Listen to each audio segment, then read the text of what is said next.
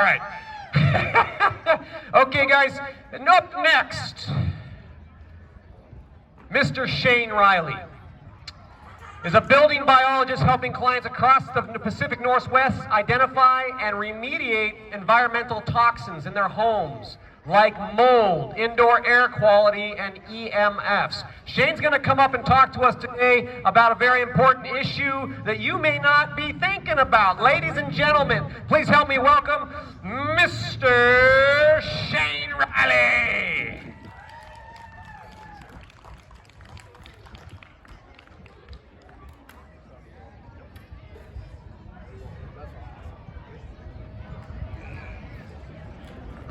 All right, hello. Thank you, Luke.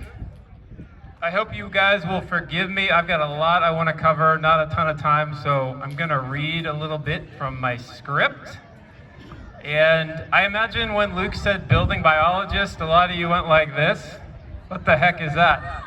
Well, you can think of me as an environmental inspector. You see, modern buildings can be full of toxins, like Luke said, mold, the indoor air quality or water quality, the toxic building materials, and even electronics. My work focuses on helping clients identify those toxins and then reduce them, learn what they can do to reduce them. The goal here is to create a home environment with a stronger connection to nature and something that is more accommodating to healing and health. Now, don't worry. I'm not trying to send anybody back to the Stone Age. Technology does a lot of wonderful things for us. It offers a lot of interesting benefits, but there's always a biological downside.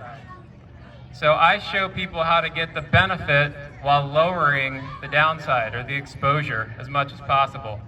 My specialty in that is electromagnetic fields that come from electronics and technology.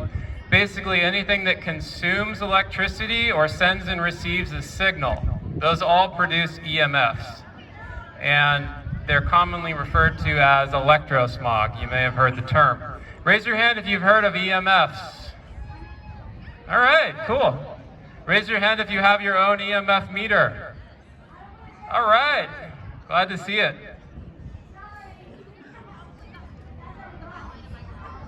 Just a couple of basics about EMF. Did you know that when energy moves across a wire, like in the walls in your home or to the blender on your counter, not all of that energy goes into the blender, but some of it bleeds out into the environment, pulsing 60 times every second. Or how about this? Did you know that the streaming data that's going to your computer from the Wi-Fi router with your Netflix show on it contains wireless radiation that's pulsing through the air billions of times per second? Now consider that the average home has 20 connected devices. That's a lot of artificial pulsing, and this is what it sounds like.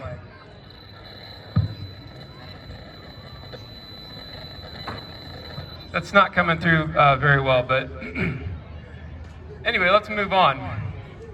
The important thing to note here is this artificial energy didn't even exist 130 years ago. Most of this energy wasn't around even 30 years ago. Now think about epidemics that have arisen in that same timeline. Heart disease, obesity, cancer, diabetes, depression, and the rise of the pharmaceutical industry. Could EMFs be related? Well, big deal, you say. I don't feel the effects of this invisible radiation. Well, you're right about that last part. You can't use any of your normal senses to detect EMF. They're invisible, odorless, tasteless. But if you go to the doctor with chest pain, what are they going to do? They're going to hook you up to an EKG, which is going to measure the electrical activity of your heart. So our bodies have their own electrical system, right? And what we're talking about here is interference. Just like driving under power lines impacts your radio reception, so can EMFs interfere with your body's reception between different systems and the sun, the earth, the water, all those things. Since the 1930s, medical research has consistently shown a multitude of ways in which artificial EMF energy interacts with and debilitates our body's electrical and chemical systems. From poor memory, body aches, reproductive organ damage, and even cancer. And here are 3 major warning signs experts have given us about the harmful effects. In 2007, a report called the Bioinitiative Report was published by a group of 30 doctors and scientists who had reviewed the EMF research and found negative health impacts at levels thousands of times lower than the US government says is safe. In 2011, the World Health Organization listed wireless radiation like that from Wi-Fi or your cell phone as a class 2B possible carcinogen. And in 2018, the prestigious National Toxicology Program published the results of a 10-year, $30 million study finding clear evidence of tumors in lab rats. And this was from exposure to 2G and 3G cell phones, which are now outdated by a decade or more. It's one thing to read a headline or a research paper, but I've actually experienced these health impacts in a very personal way. About 10 years ago, I was working as a firefighter paramedic and slowly realized the working environment was not good for me. Particularly the communications gear on my body, like radios, pagers, and cell phones, all emitting wireless EMF around the clock. I had to learn the hard way that the environment was toxic for me, eventually leaving a career that I loved behind. But the real nail in the coffin was a few years later when I was investigating the circumstances around my mother's death from an aggressive form of brain cancer.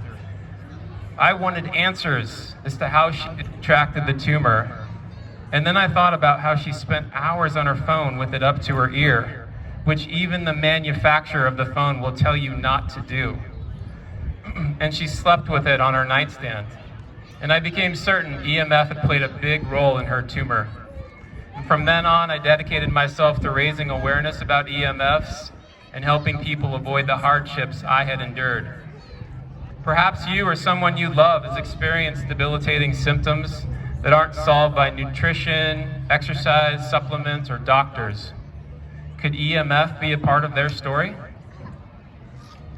Now, for the last few minutes with you, I want to talk about 5G. And 5G is one of the most common concerns people come to me with today. If you don't know, 5G is the 5th generation of wireless technology. Remember back when your cell phone didn't have apps on it? And then the next generation of phones evolved to add more data capability and give us those things? Well, that was 2G to 3G. In the same way, 5G promises an evolutionary leap forward to significantly faster data speeds and what's known as the Internet of Things. Hundreds of millions of devices and appliances able to talk to each other wirelessly in your car or your home, on the street, inside a building. Basically what we're talking about here is where your fridge can sense that the milk is getting low and contact the grocery store for an automatic delivery. It might sound useful, but behind the constant marketing hype, there are major downsides, and let's unpack a few of those. First, a 5G will use a technology called beam forming, which is essentially high-powered laser-like beams of radiation coming from cell towers. Current 4G and LTE towers do not do this. And scientists have only speculated what might happen when these beams hit a human body. 5G will add additional frequencies on top of 4G. This means that wireless radiation levels around us will increase thousands of times higher than they are today. Millions of new antennas will be required to support all of this. On cell towers, on the street corner, the roads, inside buildings, millions of new antennas. And as I alluded to in that last one, many of these antennas are going to be much, much closer to your homes, as in every few blocks or on every street light. Additionally, 5G has a mesh network of low Earth orbit satellites in space right now, thousands of them, trying to create global coverage so that no matter where you are outdoors, you would be exposed.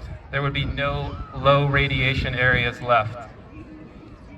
How about data privacy? That's a huge one. All of these millions of new connected devices are going to be gathering a mound of data about you. Who's looking at that data? Where does it go? Who's protecting your privacy? Major concerns and questions here.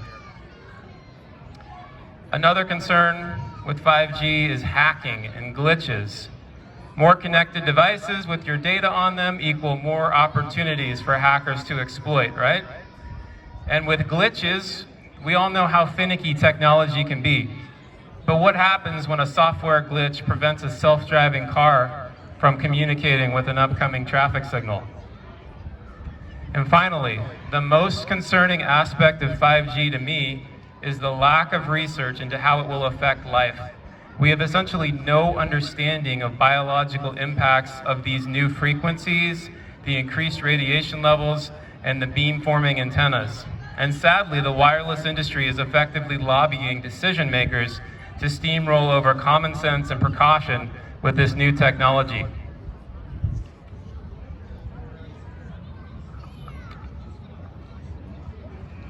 The good news here is that despite the constant advertisements, the 5G phones and antennas that exist today are really more like a 4.1G. In fact, new generations of cellular technology like 5G generally take a decade or more to fully roll out. So that gives us some time to take precautions and protective measures for our families and our communities before the full brunt of 5G is deployed. Don't wait for the government on this one, folks. It's up to you. If you're feeling like the dark side of 5G is an important topic to get in front of more people, I, of course, totally agree with you. And here are some practical tips that you can take action on right now. In your community, reach out to your PTA, your school board, your city councils, other decision makers to start a conversation. Share your concerns. Keep it simple. Have a conversation with the candidates here today. Some may become your elected officials in the near future. I've got a brochure over at my table in the back showing successful actions taken by communities to slow and restrict 5G deployments across the country and the world. You should check it out.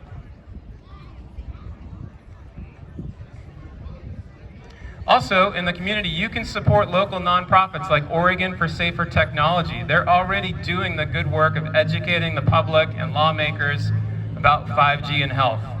Look them up online, Oregon for Safer Technology. And then finally, for your home, let me take you back to the beginning of this talk and remind you that 5G is but one of many different types of EMFs that could be impacting your home and your health. So having an inspection performed by a building biologist will empower you to reduce your EMF exposures now and to future-proof for later. And I have more information about this at my table as well. Thank you so much for your attention.